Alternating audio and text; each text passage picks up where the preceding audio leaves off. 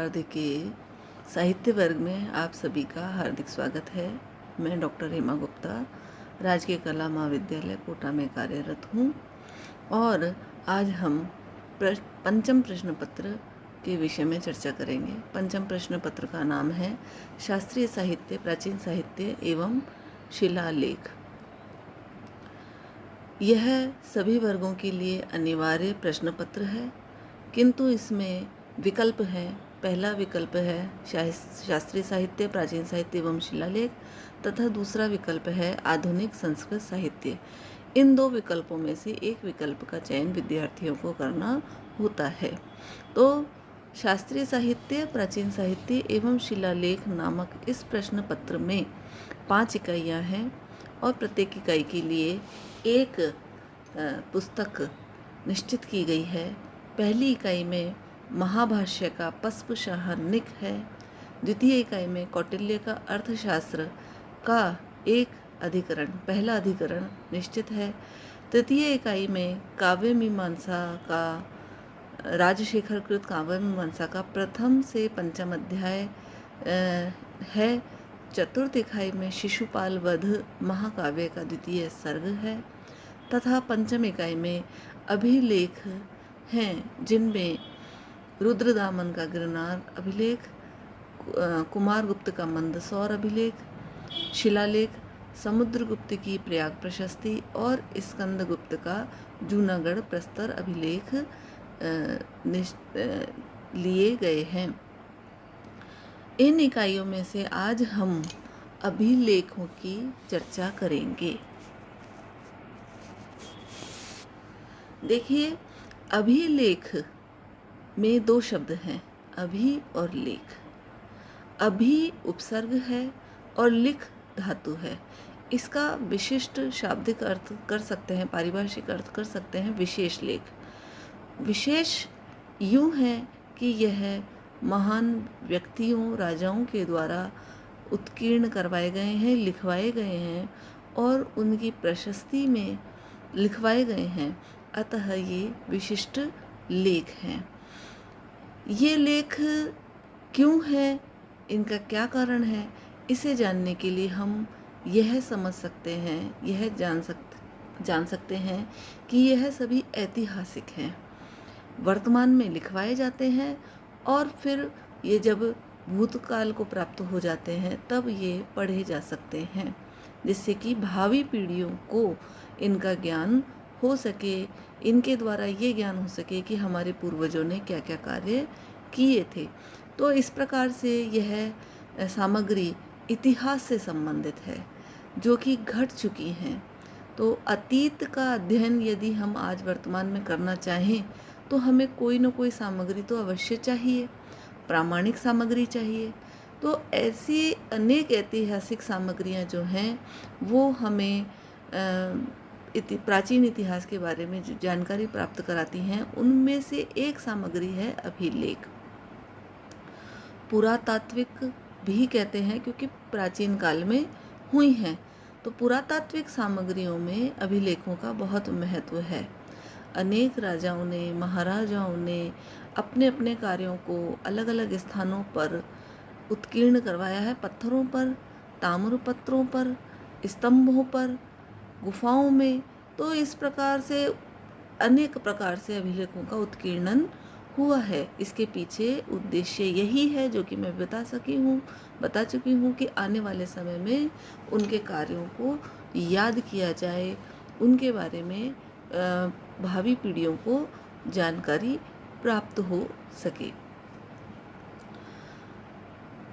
ये सामान्य व्यवहारिक लेखों से भिन्न ही होते हैं, क्योंकि इनके पीछे कारण उस काल की यथार्थ को न बता करके स्वयं की प्रशंसा करना मुख्य होता है।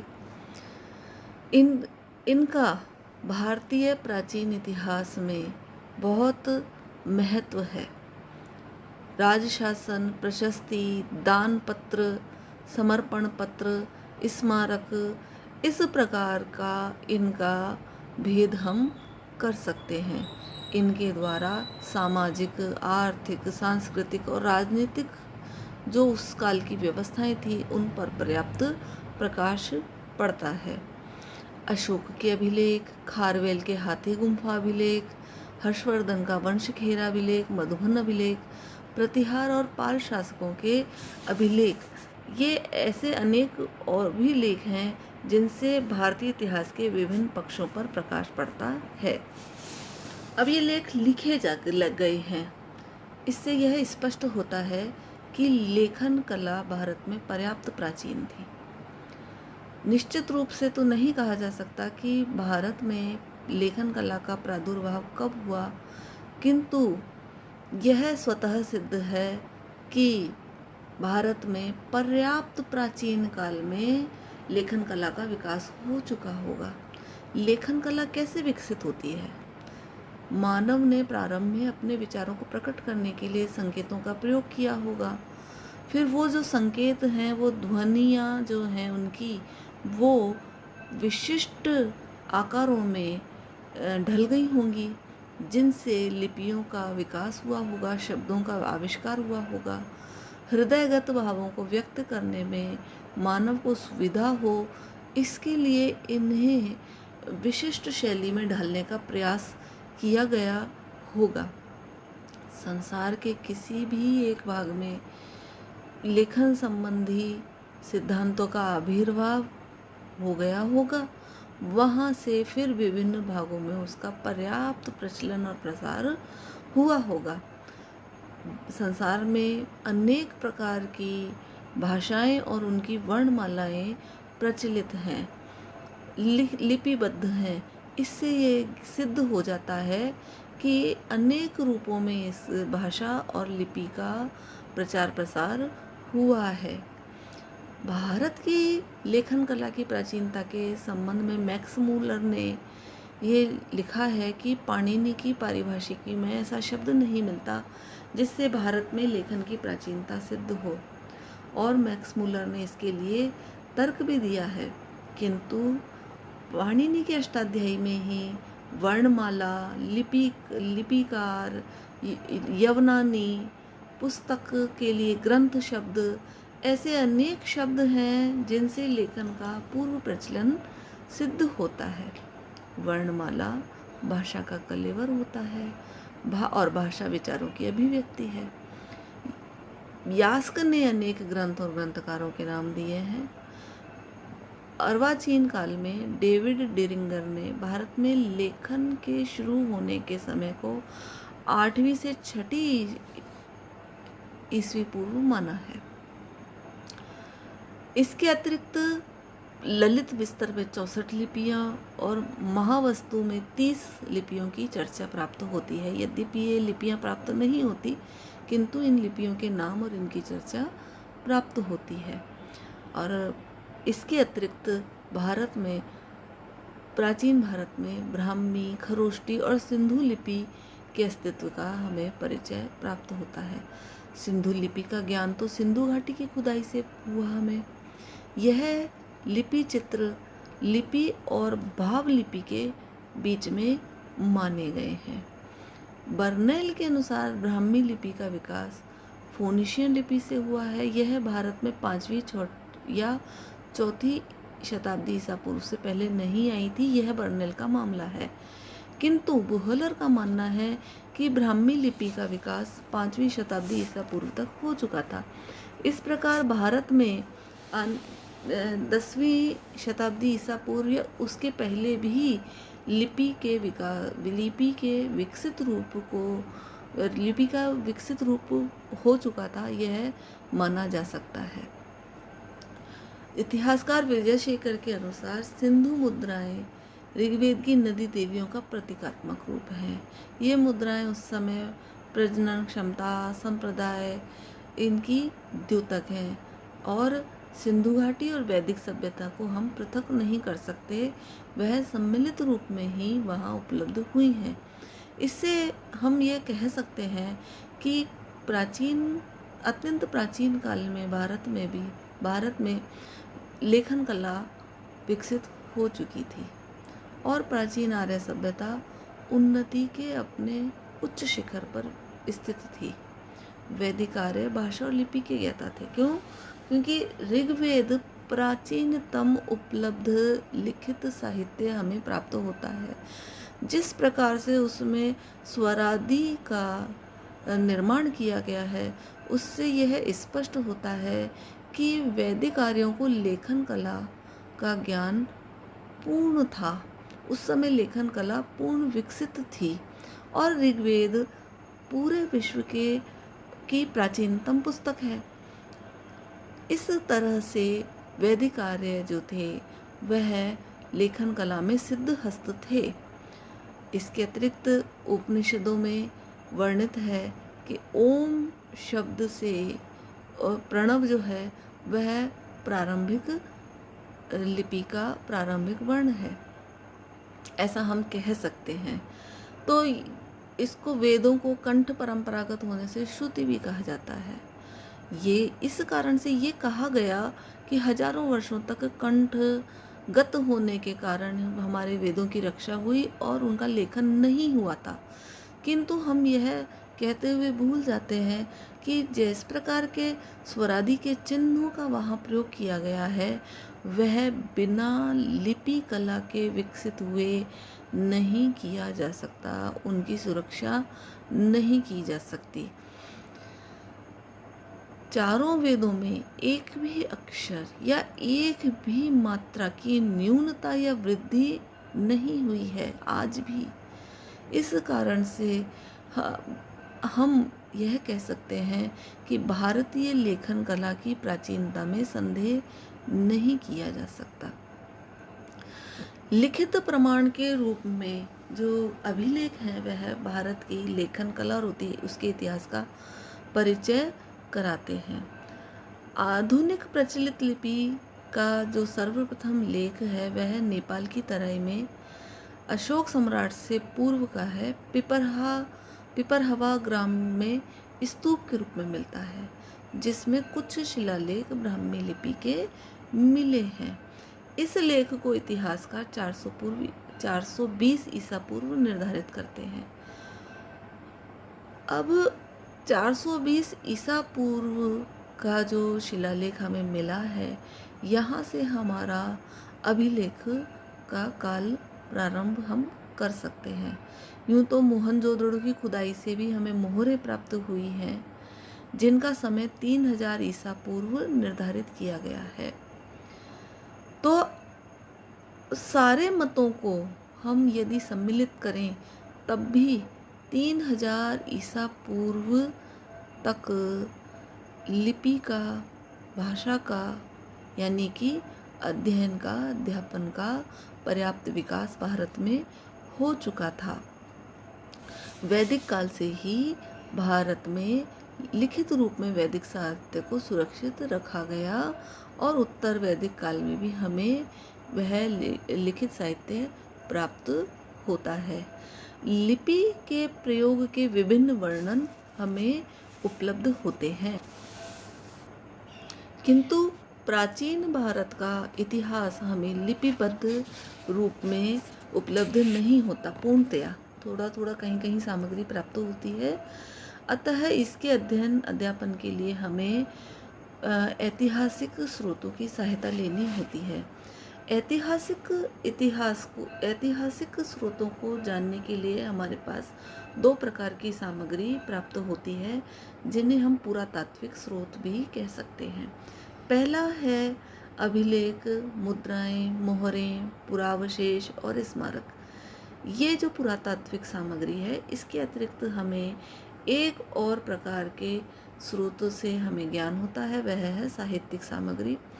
साहित्यिक सामग्री में धर्म ग्रंथ, ऐतिहासिक एवं समसामयिक ग्रंथ और विदेशी यात्रियों के वृत्तांत को शामिल किया जा सकता है। अभिलेख जो है वह सर्वाधिक महत्वपूर्ण स्रोत है, क्योंकि ये तिथियुक्त होते हैं और तात्कालिक परिस्थिति का पूर्ण ज्ञान जो कि उसमें उत्कीर्ण होता है उसका पूरा ज्ञान कराने में समर्थ होते हैं। तत्कालीन राजा या व्यक्ति का नाम, उनके वंश, तिथि, कार्य आदि की पूरी जानकारी हमें प्राप्त होती है, जैसे कि अशोक के अभिलेख, हाथी गुम्फा के अभिलेख, प्रयाग प्रशस्ति। ये अभिलेख जो हैं वो इतने महत्वपूर्ण हैं जिनके बिना हम इतिहास का ठीक ठीक निर्धारण नहीं कर सकते। इन अभिलेखों को हम 5 वर्गों में विभाजित कर सकते हैं: शिलालेख, स्तंभलेख, ताम्रपत्र, गुहालेख और मूर्तिलेख। शिलालेख जो हैं वो शिला या चट्टान को सपाट बनाकर उस पर लिखे गए हैं। भारत का प्राचीनतम अभिलेख शिलालेख सम्राट अशोक का है, जो ब्राह्मी और खरोष्टी दोनों लिपियों में अंकित है। जूनागढ़ में रुद्रदामन का, हाथी गुम्फा में हारवेल का। ऐसे अनेक शिलालेख हैं जो भारतीय इतिहास की अध्ययन सामग्री हैं। दूसरा है स्तंभ लेख। स्तंभ बनाकर किसी भी प्रकार की धातु के या पत्थर के स्तंभ बनाकर उन पर लेखों को उत्कीर्ण कराया गया है, उन्हें हम स्तंभ लेख कहते हैं। सर्वप्रथम भारतीय प्राचीन इतिहास में अशोक ने स्तंभ लेख लिखवाए, जो उनके संपूर्ण राज्य में स्थित थे।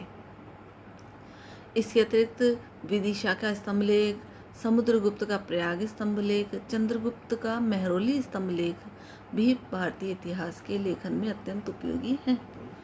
ताम्रपत्र के लेख, राजा या कोई राजा का पदाधिकारी जब किसी को कोई भूमि या कोई अन्य पुरस्कार देता था, यानी भूमि दान करता था या स्वर्ण दान करता था, तो उसे ताम्रपत्र पर उत्कीर्ण करवा करके दिया जाता था। उस अनुदान पत्र को पाने वाला, उस अनुदान पत्र को देने वाला, दोनों के नाम, दोनों के पद, वंश और अन्य उपलब्धियों का वर्णन उस ताम्रपत्र पर किया जाता था, या फिर किसी विशिष्ट कार्य के उपलक्ष्य में भी पुरस्कार दिया जाता था तो उसका उल्लेख भी वहाँ किया जाता था। इस प्रकार ये ताम्रपत्र भी पुरातात्विक सामग्री के रूप में अत्यंत महत्वपूर्ण है। गुहालेख, गुहा मतलब गुफा, पर्वतों को काट छांट करके बनाए गए गुफाएं, यानी मानव निर्मित गुफाएं, जैसे कि अशोक के बाराबार के लेख, दर्शन के नागार्जुनी गुफा लेख। गुहा लेख से हमें ये नहीं समझ लेना चाहिए जो कि आदिवासियों ने या वनवासियों ने गुफाओं में चित्र अंकित किए हैं, वो भी महत्वपूर्ण सामग्री हैं, किंतु हम वहाँ प्राचीन भारत के इतिहास में उन्हें शामिल नहीं कर सकते हैं। हम जो प्राकृतिक गुफाओं में उत्कीर्ण चित्र आदि हैं, शैल चित्र हैं, उन्हें हम पुरातात्विक सामग्री का इतिहास लेखन में स्रोत नहीं मान सकते। हम वहाँ पर मानव निर्मित गुफाओं में उत्कीर्ण की गई सामग्री को ही गुहा लेख मान सकते हैं, पुरातात्विक सामग्री का स्रोत मान सकते हैं। मूर्ति लेख, मूर्तियों को स्थापित करने वाले जो राजा होते थे या उनके पदाधिकारी होते थे या कोई धनाढ्य व्यक्ति होते थे, वो इनके शीर्ष में या अधोभाग में स्वयं से संबंधित विवरण का उल्लेख करते थे या केवल तिथि का ही उल्लेख कर दिया जाता था, जो कि इतिहास के अध्ययन में अत्यंत उपयोगी हैं। इसके अतिरिक्त मुद्राएं, यानी कि जो सिक्के थे, ये सिक्के आहत कहे जाते हैं। इन्हें हम आज की भाषा में पंचमार्क भी कह सकते हैं। ये सिक्के मौर्यकालीन और हिंदू यूनानी शासकों के भी हैं। तो 200 ईसा पूर्व से 100 ईसा पूर्व के मध्य हिंद यूनानी, जो कि भारत में यूनानी शासक थे, उनका विवरण तो केवल सिक्कों से ही उपलब्ध होता है। स्वर्ण सिक्कों की मात्राएं इसमें अधिक हैं। गुप्तकालीन सिक्कों पर तो राजा का नाम, राज चिन्ह और धर्म चिन्ह के साथ राजा की आकृति भी अंकित है। समुद्रगुप्त के सिक्कों पर जैसे कि अश्व और यूप अंकित हैं। अश्वमेध किया था, अश्वमेध पराक्रम के भी हमें सिक्के प्राप्त होते हैं। एक सिक्के पर समुद्रगुप्त वीणा बजाता हुआ दिख रहा है, जो कि उनके संगीत प्रेम का परिचायक है। तो इस प्रकार से बहुत सारे सिक्के मिले हुए हैं, जैसे कि बयाना राजस्थान में स्थित है, जोगलथम्बी महाराष्ट्र में स्थित है। यहाँ पर गुप्तकालीन और शक शासक नाहपान के सिक्के प्रचुर मात्रा में प्राप्त हुए हैं, जो उनके साम्राज्य की समृद्धि को सिद्ध करते हैं। इन सिक्कों से आर्थिक इतिहास की पर्याप्त जानकारी हमें प्राप्त होती है। इसके अतिरिक्त है मोहरें। ये मोहरें मिट्टी से भी निर्मित होती थी, धातु से भी निर्मित होती थी। इन पर राजा, सामंत या कोई उच्च पदाधिकारी या फिर कोई संस्था, निगम, व्यापारी अथवा व्यक्ति विशेष के नाम या हस्ताक्षर होते थे। सिंधु घाटी सभ्यता में मोहरों का प्रयोग हमें पर्याप्त मात्रा में दिखाई देता है। व्यापारिक कार्य, मिट्टी के बर्तनों पर छाप लगाने के लिए भी इनका उपयोग किया जाता था।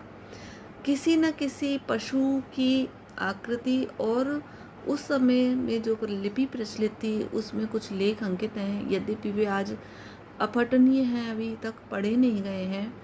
इनमें सर्वाधिक प्रसिद्ध मुहर पशुपति शिव की है, जो कि वर्तमान में शिव का पहला प्रमाण माना जा सकता है।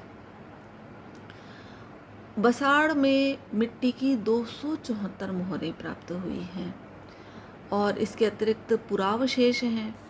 पुरातात्विक स्थलों पर उत्खनन से जो हमें अवशेष मिले हैं, जैसे कि मानव निर्मित उपकरण, अस्थि, मिट्टी के बर्तनों के टुकड़े, आभूषण, धातुओं के उपकरण, इन के प्राप्त होने से जो पुरातात्विक इतिहास के अध्ययन में अत्यंत सहायता हमें प्राप्त होती है। मिट्टी के बर्तन सबसे अधिक मात्रा में प्राप्त हुए हैं, जिन पर अलग अलग रंग और चित्रकारी की गई है। एक जैसे मिट्टी के बर्तन जहाँ मिले वह एक ही संस्कृति के थे और इसके अतिरिक्त सड़कें, नालियाँ, तांबे और कांसे से बनी हुई सामग्री, उपकरण, अस्त्र शस्त्र और आभूषण भी मानवीय जीवन की कहानी प्राचीन काल की सुनाते हैं। स्मारक, भूमि और भूगर्भ में स्थित मंदिर, भवनों के अवशेष, मूर्तियाँ, चित्र, इनसे भारतीय इतिहास के कई पहलू उजागर होते हैं। इसके अतिरिक्त स्तूप, चैत्य, विहार, राजप्रासाद सभी मानवीय जीवन के सांस्कृतिक और धार्मिक पहलुओं को उजागर करते हैं। चित्रकला मानव मन की मनोरम अभिव्यक्ति है और इससे तत्कालीन समाज के अनेक पहलू भी उद्घाटित होते हैं, जैसे कि अजंता के चित्र, दुर्ग, महल और भवनों पर चित्रित चित्र जो हैं वो उस समाज की अनेक प्रकार की कहानियों को कह सकने में आज भी सक्षम हैं। ये जो पुरातात्विक स्रोत हैं ये मानवीय सभ्यता और संस्कृति के विभिन्न पक्षों को उजागर करके इतिहास के अध्ययन में महत्वपूर्ण सहयोग प्रदान करते हैं। दूसरा जो पुरातात्विक सामग्री हमें प्राप्त होती है वो साहित्य से प्राप्त होती है। साहित्य शब्द के रूप में ढला होता है तो वह हम शीघ्र ही समझ जाते हैं कि वहाँ पर क्या स्थिति रही होगी। धर्म ग्रंथ, ऐतिहासिक व समसामयिक ग्रंथ और विदेशी यात्रियों के वृत्तांत को इसमें हम शामिल कर सकते हैं। वैदिक साहित्य, वेद, ब्राह्मण, पुराण, उपनिषद, आरण्यक, वेदांग, रामायण, महाभारत, इसके अतिरिक्त महाकाव्य, ऐतिहासिक ग्रंथ, ऐतिहासिक महाकाव्य, ये सब उस समय की वर्ण व्यवस्था, स्त्रियों की दशा, राज्य व्यवस्था, शासक वर्ग, प्रजा, उस समय की सामाजिक, धार्मिक, आर्थिक, राजनीतिक, सांस्कृतिक, संस्कृति और सभ्यता सभी पर विशेष प्रभाव को हमें सरलता से बताने में समर्थ हैं। इनसे हमें बहुत सारी परंपराओं का, जीवन का, कला का, साहित्य, विज्ञान का ज्ञान स्वतः होता है। ये पुरातात्विक सामग्री के बड़े स्रोत हैं। इसके अतिरिक्त जैन ग्रंथ हैं, जैसे कि हेमचंद्र सूरी द्वारा रचित परिशिष्ट पर्व है। इससे हमें महावीर के समय के प्रमुख राजा और जैन सम्राटों का संबंध की महत्वपूर्ण जानकारी मिलती है। भद्रबाहु चरित है, उससे हमें भद्रबाहु और चंद्रगुप्त मौर्य के जीवन का ज्ञान प्राप्त होता है। कथा कोश है, वो हमें जो उसके जैन ग्रंथ हैं उससे भी हमें भारतीय इतिहास की सामग्री प्राप्त होती है। इसके अतिरिक्त बौद्ध साहित्य है, जिसमें त्रिपिटक आते हैं, विनय पिटक, सुत्त पिटक, अभिधम्म पिटक। इनसे हमें उस काल की अनेक जानकारियों का से पता चलता है। जातक कथाओं का अन्य ग्रंथों में बहुत अधिक महत्वपूर्ण स्थान है और तात्कालीन सामाजिक, आर्थिक, धार्मिक, राजनीतिक स्थिति का हमें ज्ञान होता है। ऐतिहासिक ग्रंथों में या समसामयिक ग्रंथों में अर्थशास्त्र, राजतरंगिणी और अन्य जो साहित्य हमें प्राप्त होता है वह और व्याकरण का उल्लेख हम कर सकते हैं। जैसे कि कौटिल्य का अर्थशास्त्र, राजतरंगिणी कल्हण द्वारा रचित है। साहित्य में हम गरुड़ वहो को ले सकते हैं, जिसके रचयिता पद्मगुप्त थे। मुद्रा राक्षस को ले सकते हैं, जिसके रचयिता विशाखदत्त थे। पृथ्वीराज रासो की रचना चंद्रवरदाई ने की थी। कुमारपाल चरित की रचना जयसिंह ने की थी। विक्रमांक देव चरितम की रचना विल्हण ने की थी। और व्याकरण में है पतंजलि का महाभाष्य। यह इससे यूनानियों के द्वारा साकेत पर आक्रमण और मध्यमिका के आक्रमण पर प्रकाश पड़ता है। इसके अतिरिक्त हर्षचरित है, जिसकी रचना बाणभट्ट ने की थी। इन साहित्य सामग्रियों से हमें उस काल की अनेक प्रकार की राजनीतिक, सामाजिक, आर्थिक और धार्मिक परिस्थितियों का ज्ञान होता है। यूनानी, चीनी, तिब्बती और अरब से भारत में अनेक यात्रीगण आए और उन्होंने अपने अनुभवों का उल्लेख डायरी के रूप में किया। इन विदेशी यात्रियों के वृत्तांत से भी हमें तत्कालीन भारत के आर्थिक पहलू, सामाजिक पहलू, राजनीतिक पहलू, सांस्कृतिक पहलू पर अनेक प्रकार से प्रकाश दिखाई देता है। यूनानी लेखक जैसे कि हेरोडोटस हैं, उन्होंने ईरानी सम्राट डेरियस की भारत के उत्तरी पश्चिमी प्रदेशों पर विजय का उल्लेख किया था। अलेक्जेंडर है, उस समय यूनानी लेखक थे अरिस्टोबुलस, नियार्कस, चारस, यूनेनीज। इन्होंने सिकंदर के आक्रमण और उसकी जय पराजय सभी का सूक्ष्म वर्णन और सजीव वर्णन किया है।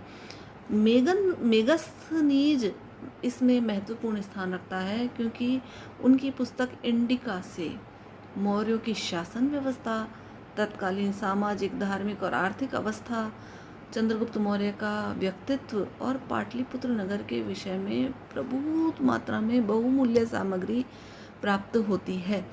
चीनी यात्रियों में जो थे वो सुमाचीन, हेनसांग, इत्सिंग, फाहियान का नाम महत्वपूर्ण है। आए बहुत सारे थे पर इनका नाम महत्वपूर्ण है। सुमाचीन तो चीनी इतिहास का पितामह ही माना जाता है। इसके अतिरिक्त तिब्बती लेखक भी बहुत से हुए जिन्होंने भारत के बारे में लिखा, पर वो बहुत थोड़ा है, परंतु उनसे भी हमें पर्याप्त सामग्री प्राप्त होती है। उनमें लामा तारानाथ का जो ग्रंथ है कंग्यूर और तंग्यूर, इनसे हमें महत्वपूर्ण सामग्री प्राप्त होती है। किंतु यह जो ग्रंथ है, इनके जो ग्रंथ हैं, इनमें पक्षपात भी हुआ है और अविश्वसनीय तथ्य भी भरे पड़े हैं। तो ये ज़्यादातर साहित्यिक सामग्री है और कपोल कल्पनाएं भी इसमें बहुत हैं। अरब देशों से भारत का घनिष्ठ संबंध रहा है। यूनान और अरब से भारत पर बहुत अधिक आक्रमण भी रहे, व्यापारिक संबंध भी रहे और सांस्कृतिक संबंध भी रहे। तो भारत के बारे में लिखने वालों में महत्वपूर्ण स्थान है अल बेरूनी का। उनकी पुस्तक है महाकीके हिंद। ये भारतीय समाज का दर्पण कही जा सकती है। राजपूतों के साथ साथ भूगोल, राजनीति, धर्म, दर्शन, समाज, विद्या, रीति रिवाज, परंपराएं, आचार आदि का विस्तृत वर्णन इन्होंने किया है। इस सारे विवेचन से स्पष्ट होता है भारतीय इतिहास की जानकारी के अनेक स्रोत भारत के पास उपलब्ध हैं।